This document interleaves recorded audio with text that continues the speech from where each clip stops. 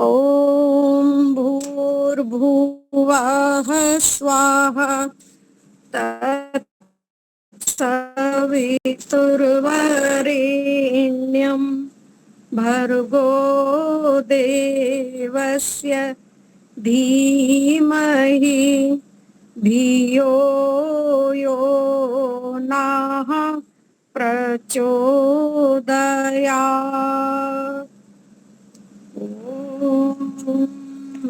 यतो यतः समीहसे ततो नो अभयं कुरु शन्नः कुरु प्रजाभ्यो अभयं नः पशुभ्यः।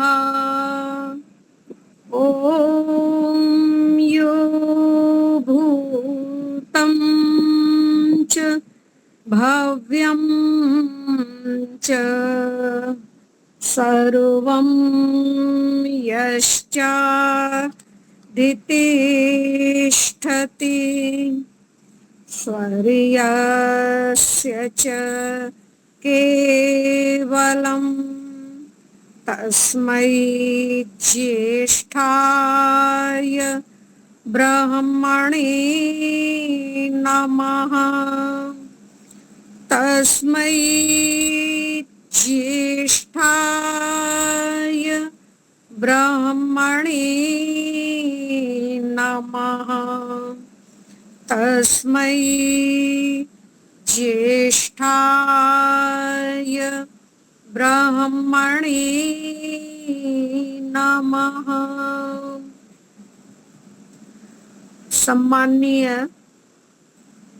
महेंद्र मुनि जी, जो इस कार्यक्रम के कई वर्षों से आयोजक हैं, और दीपालिका, इस कार्यक्रम से जुड़े हुए प्रबुद्ध जन,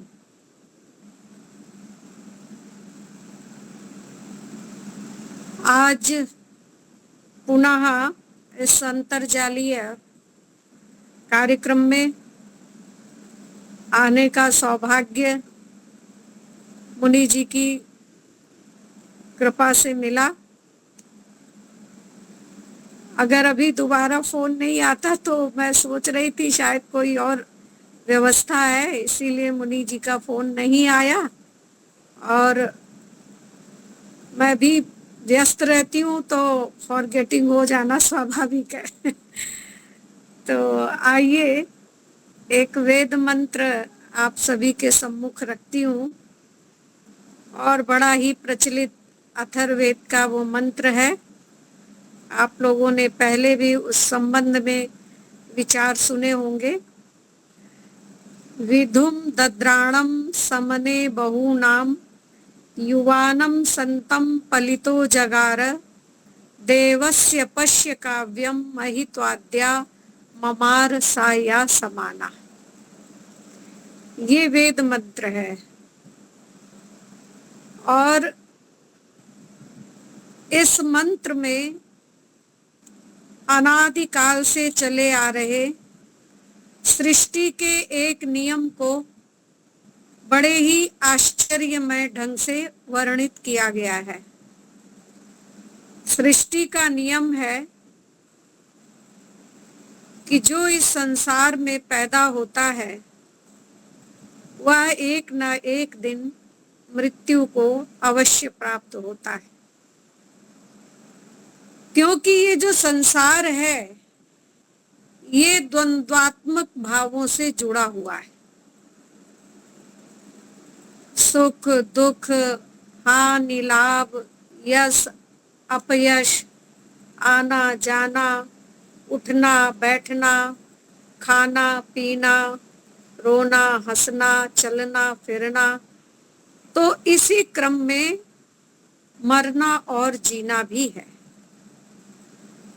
गीता में कहा गया, जातस्य ही ध्रुवम मृत्यु ध्रुवो जन्म मृतस्य च, आया है सो जाएगा राजा रंक फकीर। जो भी इस संसार में आया है उसे प्रयाण अवश्य करना है। महाभारत के यक्ष युधिष्ठिर संवाद में यक्ष ने युधिष्ठिर से अनेक प्रश्न किए हैं और उसमें एक प्रश्न यह भी किया कि मतः आश्चर्यम परम, संसार का आश्चर्य क्या है। तो उत्तर देते हुए युधिष्ठिर ने कहा, अहनि अहनि भूतानि गच्छन्ति यम मंदिरम शेषा जीवितुम इच्छन्ति कि मतः आश्चर्यम परम। इस संसार में प्रतिदिन ही ये देखा जा रहा है कि जन्म लेने वाले प्रत्येक प्राणी मृत्यु को प्राप्त होते चले जा रहे हैं, लेकिन शेषा जीवितुम, लेकिन जो उनमें शेष बच जाते हैं वो तो यही सोचते हैं कि अभी तो हम हमेशा हमेशा के लिए जीवित बने रहेंगे, तो इससे बढ़कर के और आश्चर्य क्या हो सकता है। वास्तव में युधिष्ठिर का ये जो उत्तर है बड़ा ही सटीक एवं व्यावहारिक है, क्योंकि बाल्यावस्था से युवावस्था तक आते आते मनुष्य अनेक प्रकार की कल्पनाएं किया करता है। हम ये करेंगे, हमने ये करना है, हम ये कर डालेंगे, आदि आदि। लेकिन आलस्य और परिस्थिति के वशीभूत होकर वो जितना सोचता है उसका लेश मात्र भी कार्यान्वित नहीं करता है। आर्याभिविनय में महर्षि दयानंद सरस्वती ने एक बहुत ही सुंदर शेख चिल्ली की कहानी लिखी कि एक शेख चिल्ली नाम का व्यक्ति था जो विचार ही किया करता था, लेकिन जितना वो विचार करता था उतना विचार किए हुए को कभी भी कार्य रूप में परिणित नहीं करता था। एक बार एक लाला जी ने कुछ घी खरीदा और उस घी की मटकी को बाजार ले चलने के लिए एक नौकर तलाश रहे थे, तो शेख चिल्ली उनके सामने पड़ गया। अब उन्होंने उस समय के हिसाब से शेख चिल्ली की मजदूरी 2 रुपए तय करके घी की मटकी को बाजार ले चलने के लिए कह दिया। अब घी की मटकी ले करके शेख चिल्ली आगे आगे और पीछे पीछे लाला जी चल दिए। अब चलते चलते लाला जी सोच रहे थे कि आज का घी अगर मेरा 11 रुपए में बिक जाएगा तो मैं 10 रुपए कर्ज के चुका दूंगा और उसके बाद 1 रुपए के हिसाब से जब मेरे पास और पैसे हो जाएंगे तो मैं उससे एक छोटी सी दुकान कर लूंगा, और छोटी दुकान करने के बाद में जब पैसों में और वृद्धि होगी तो मैं एक बड़ी दुकान कर लूंगा। बड़ी दुकान करते करते जब मैं और अधिक पैसे वाला हो जाऊंगा तो राजा लोग भी मेरे कर्जदार हो जाएंगे। अब इधर शेख चिल्ली भी सोचता हुआ जा रहा था कि आज की मजदूरी मुझे 2 रुपए मिलेगी तो मैं उससे एक बकरी खरीद लूंगा और बकरियों के बच्चों का व्यापार करूंगा। फिर मेरे पास अधिक पैसे हो जाएंगे, फिर मैं एक गाय ले लूंगा, गाय के बछड़ों का व्यापार कर लूंगा और पैसों में बढ़ोतरी हो जाएगी। उसके बाद में एक घोड़ी ले लूंगा, उसके बच्चों का व्यापार करूंगा और पैसों में वृद्धि हो जाएगी। फिर एक हाथीनी ले लूंगा, उसके बच्चों का व्यापार करूंगा और पैसे हो जाएंगे।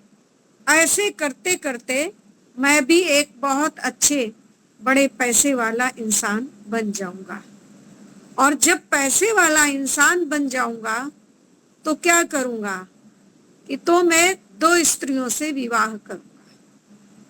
एक स्त्री का नाम प्यारी रखूंगा और एक स्त्री का नाम बेप्यारी रखूंगा। तो जब प्यारी के बच्चे मेरे पास आएंगे उनको बहुत प्यार से खिलाऊंगा, और जब बेप्यारी के बच्चे आएंगे तो उनको मैं मना कर दूंगा। मैं कह दूंगा नहीं नहीं तुम दूर हटो। बस नहीं नहीं करते हुए उसने सिर हिलाया और सिर पर रखी हुई जो मटकी थी वो धड़ाम से नीचे गिर गई और सारा घी फैल गया। ये दृश्य देखकर लाला जी फूट फूट कर रोने लगे। तो लाला जी को रोते हुए देखकर वो शेख चिल्ली और जोर से रोने लगा।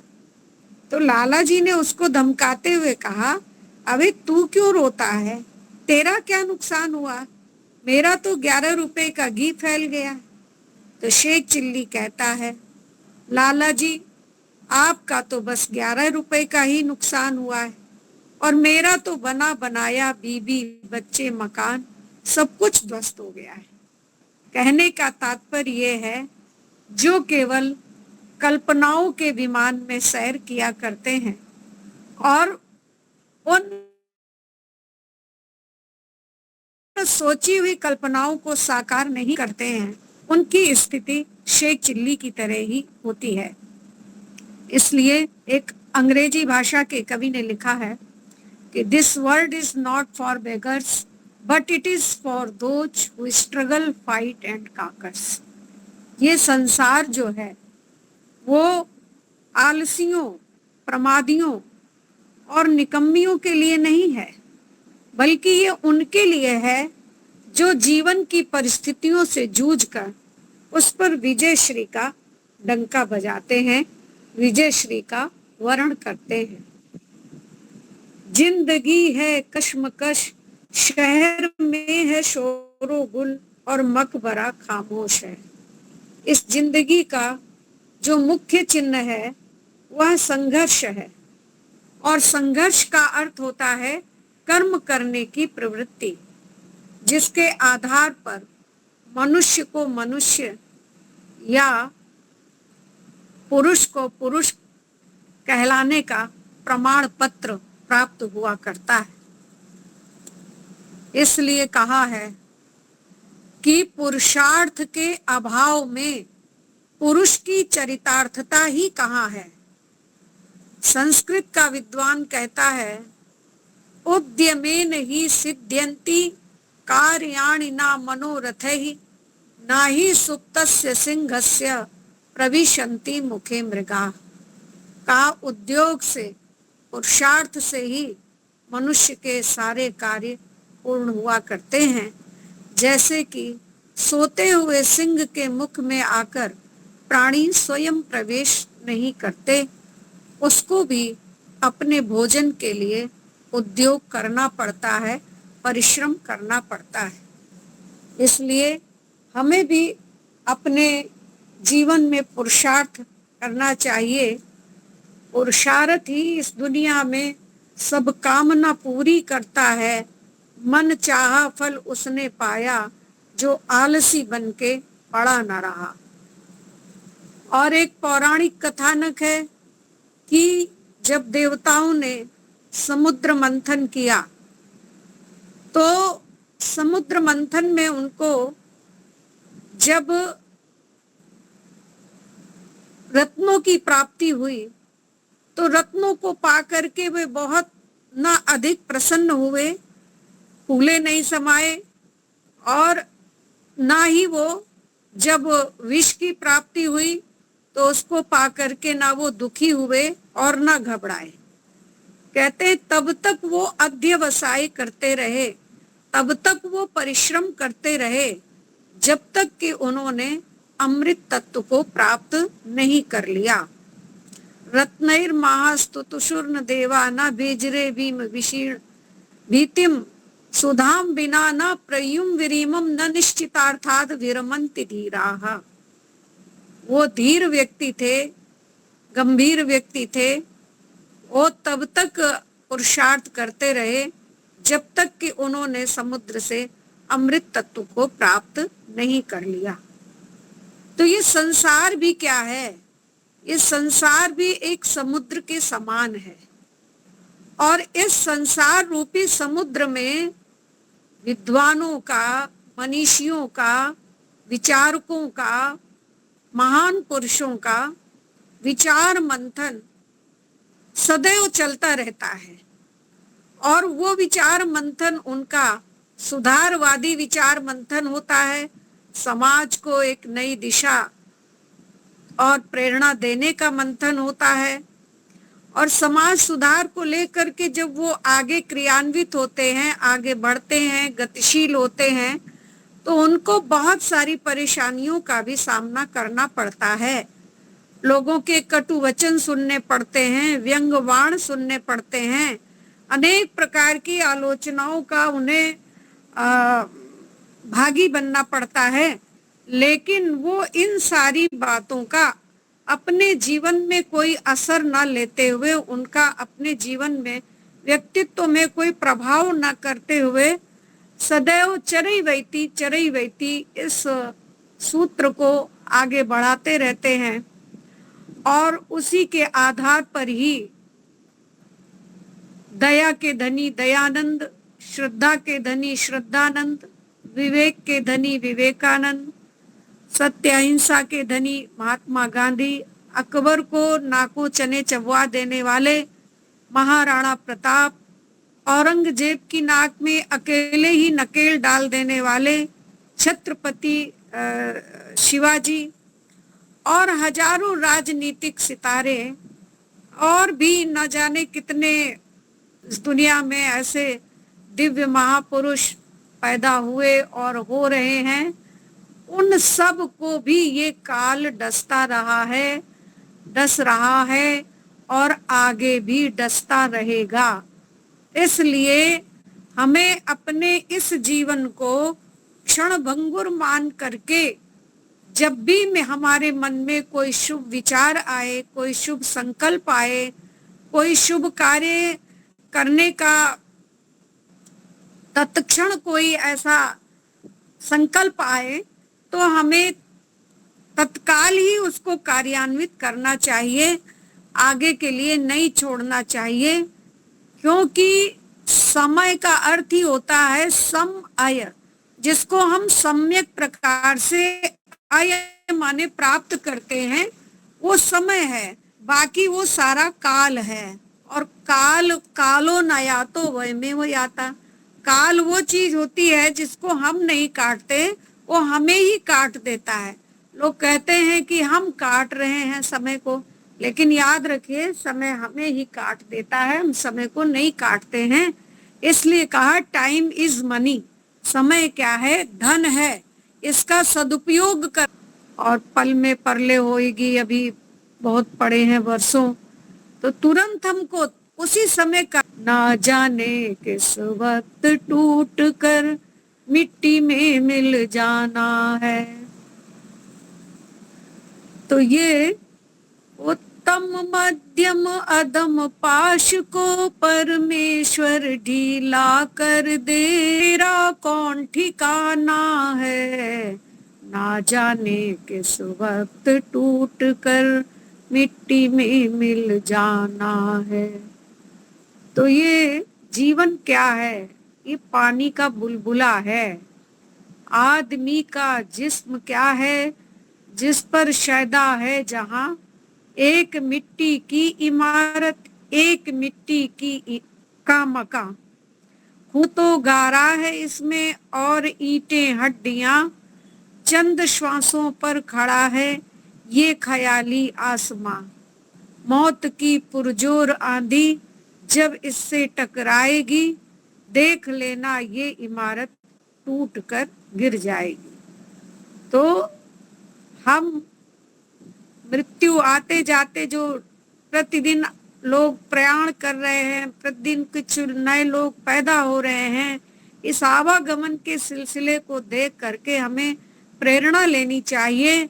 और ये जो जीवन हमको हीरा जीवन मिला है, मनुष्य का चोला मिला है, जिस जीवन को प्राप्त करके ही हम पुरुषार्थ चतुष्ट की सिद्धि कर सकते हैं, धर्म अर्थ काम मोक्ष, जीवन का जो अंतिम ध्येय लक्ष्य है मोक्ष की प्राप्ति करना, उसको सार्थक कर सकते हैं।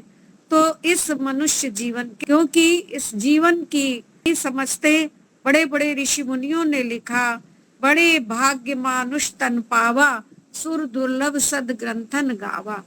जन्म जन्म के शुभ कर्मों का होता जब तक मेल नहीं, मानव के चोले का पाना बच्चों का कोई खेल नहीं।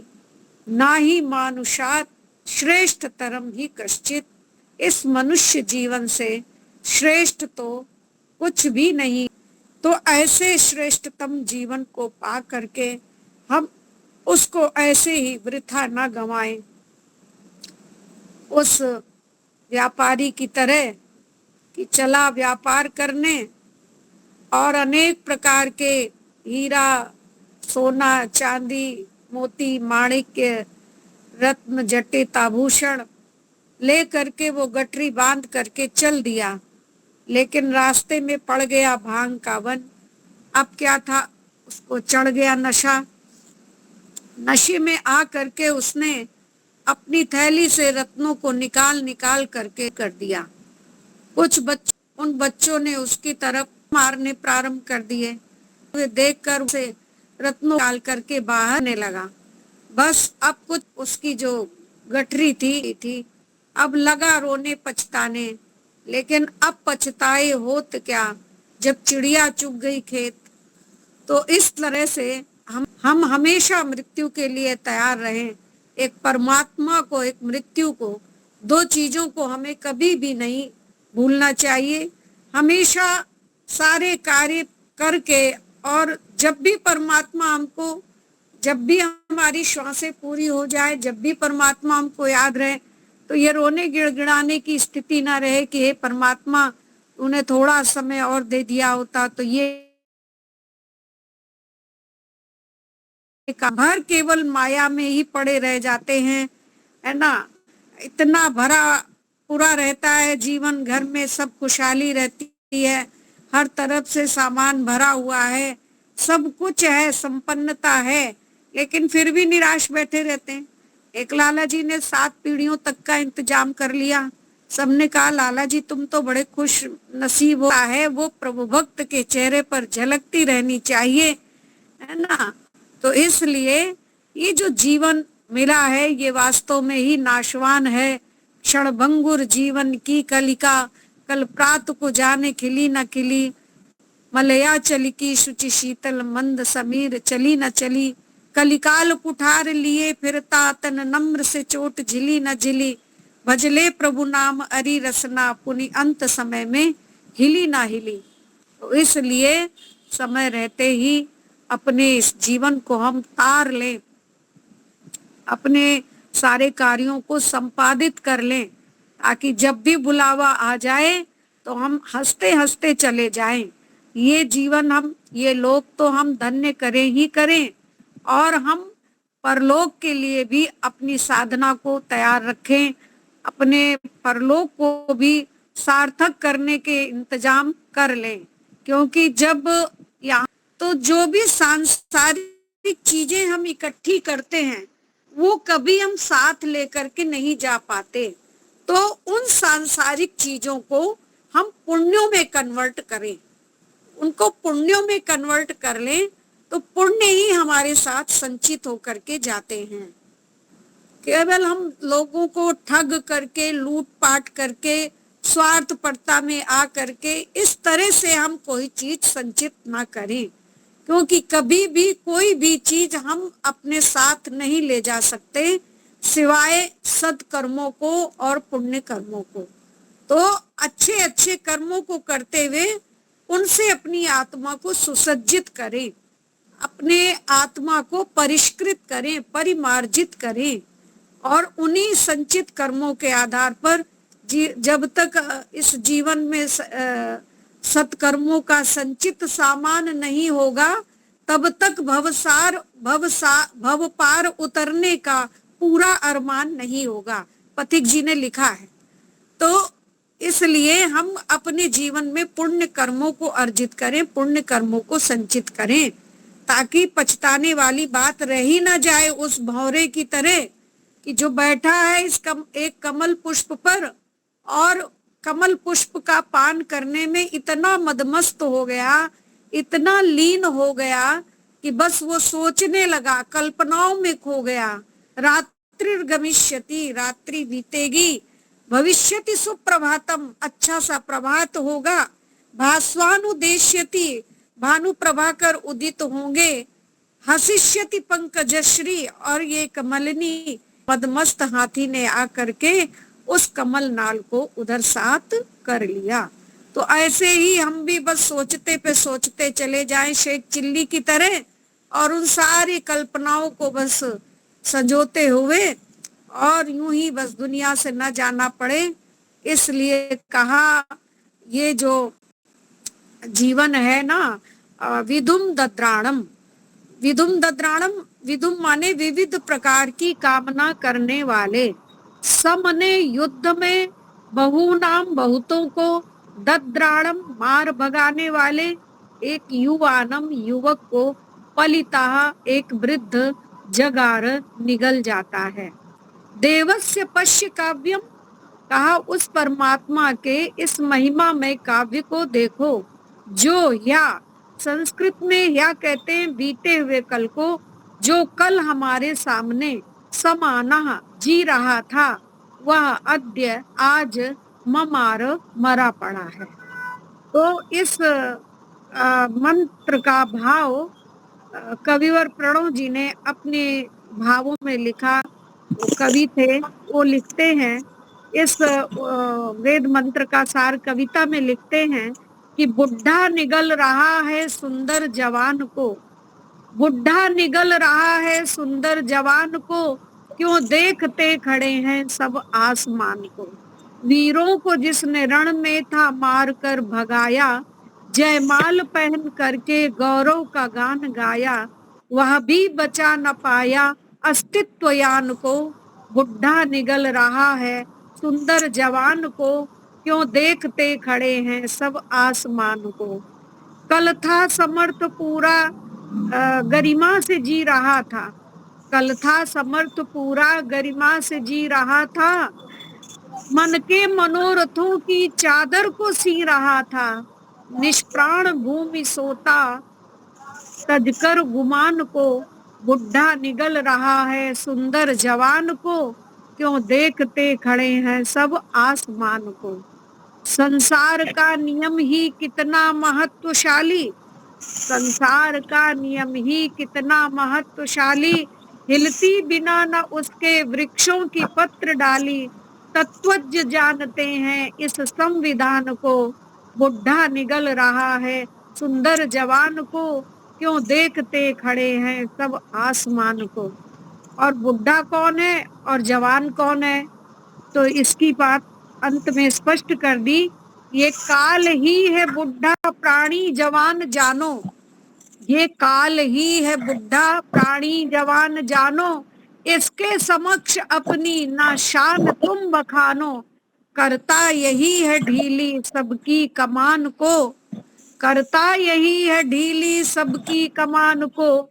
बुढ़ा निगल रहा है सुंदर जवान को, क्यों देखते खड़े हैं सब आसमान को, क्यों देखते खड़े हैं सब आसमान को।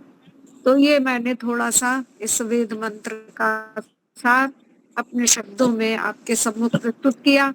आप सभी ने बहुत धैर्य से मेरे विचारों को सुना। आप सभी का पुनः पुनः हार्दिक आभार और मुनि जी का बारंबार आभार। वेद मंत्र का बताए संख्या अथर्ववेद का है, अथर्ववेद का। और संख्या मंत्र संख्या, मंत्र संख्या और वो कांड तो मुझे याद नहीं है। कोई बात नहीं, जैसे बता देती हूँ। हाँ बता देती हूँ। जीजति देवस्य पश्य काव्यम नम नम न ममार न कोई बात नहीं, चुन लेंगे, मिल जाएगा। अथर्ववेद का है, ठीक, अथर्ववेद का है। हाँ, मैं आपको प्रमाण भी बता देती हूँ कौन से वेद का है। जाएगा, कोई बात नहीं। संतम न जायन्ति संतम न पश्यति। हाँ हाँ वो है। जी जी। जी देवस्य पश्य काव्यम न ममान न जयति। बहुत प्रख्यात है। ठीक है, देवस्य पश्य काव्यम। खूब खूब धन्यवाद आपका, आपने हमें समय दिया। हाँ आज मेरा मोबाइल में थोड़ी तकलीफ इंटरनेट की है क्या मालूम, तो फोन भी नहीं लगा सका। कोई बात नहीं, जब आपने कह दिया तभी हो गया। ये तो देखिए कल मेरा पुस्तकालय है, ये आपको कोई बात नहीं, बताती हूँ। कल हमारे लिए जी जी जी। अपने बनारस से आचार्य शैलेंद्र जी का वक्तव्य रहेगा कल गुरुवार अच्छा। को 4 से 5। हाँ हाँ। शुक्रवार को अपने जो सुखी जी है फरीदाबाद से, नीलाकंठ जी है, वो आएंगे। शनिवार को और कोई विद्वान बुलाएंगे, स्वामी शांतानंद जी को बुलाया है। देखते हैं अच्छा अच्छा। होती है या नहीं, या तो सोमवार को भी रख सकते हैं उनकी अनुकूलता अनुसार। ये ऋग्वेद में भी आया है, ऋग्वेद के मंडल 1 सूक्त 55। हाँ जी ऋग्वेद के 10वें मंडल का 55वें सूक्त का 5वां मंत्र है। जी जी, ठीक है, बढ़िया। ऋग्वेद के 10वें मंडल के 55वें सूक्त का 5वां मंत्र है। 10, 55, 5, ठीक। हाँ 10 55 5। हाँ तो शीर्षक है इसका, बुड्ढे ने जवान जवान को निगला। देवस्य पश्य काव्यम मयि त्वाद्या ममार सा यह समाना।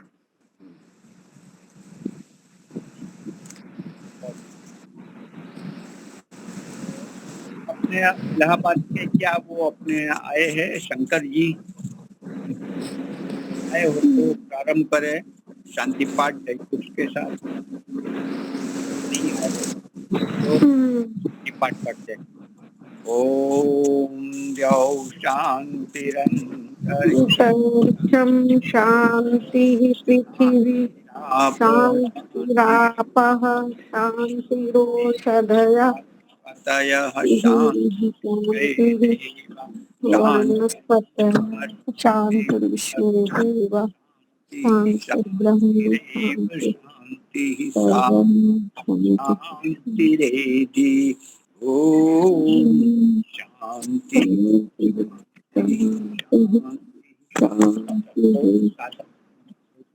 वेद्यो नमः। आज नमस्ते। कल रहेगी, कल गुरुवार को रात्रि को न्याय दर्शन की कक्षा जयाबेन पकड़ा लेंगे। आज वो नहीं लेंगे, पढ़ने के लिए समय रखा है कि हम थोड़े तैयार होकर आए। तो कल रात्रि को न्याय दर्शन और दोपहर में आचार्य शैलेंद्र जी आएंगे। धन्यवाद।